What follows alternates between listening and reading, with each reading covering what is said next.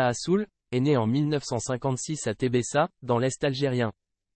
En 1976, elle obtient un bac lettres à Kenchéla. Elle opte pour des études de droit et intègre l'université de Constantine, dont elle sort diplômée avec une licence en droit privé. Elle passe ensuite avec succès le concours de la magistrature. En 1982, Zoubida Assoul devient juge des familles à l'âge de 26 ans. En 1987, elle est nommée cadre supérieur au ministère de la Justice. Une institution dans laquelle elle va occuper le poste de sous-directrice, du département de protection des mineurs, avant de devenir inspectrice jusqu'en 1993.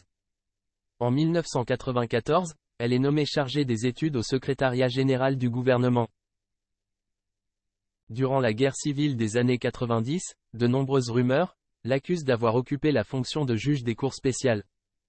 Ces tribunaux spéciaux ont joué un grand rôle dans la répression, et ont servi à condamner de manière expéditive de nombreux Algériens qui contestaient l'arrêt du processus électoral. Lors des audiences des prévenus, ces juges portaient des cagoules, pour qu'ils ne soient pas reconnus.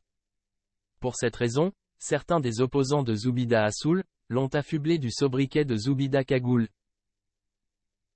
Sur le plan politique, en 1994, Zoubida Assoul accepte de faire partie du Conseil national de transition, CNT.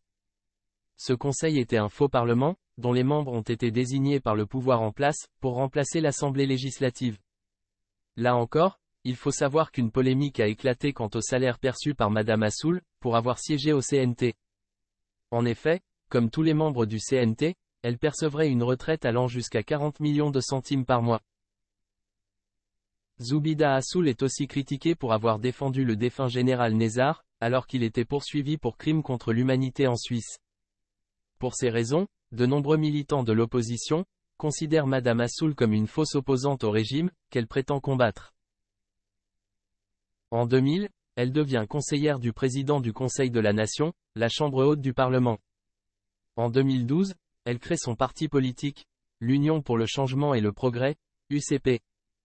En 2018, elle devient la porte-parole du mouvement Mouatana, un mouvement qui regroupe de nombreux éradicateurs proches du clan Toufik, l'ancien chef du DRS. À cette époque, le mouvement Mouatana ainsi que Toufik s'opposaient au 5e mandat de Abdelaziz Bouteflika. Lorsque le Irak a débuté, il faut rappeler que Madame Assoul refusait de sortir les vendredis, et préférait les dimanches.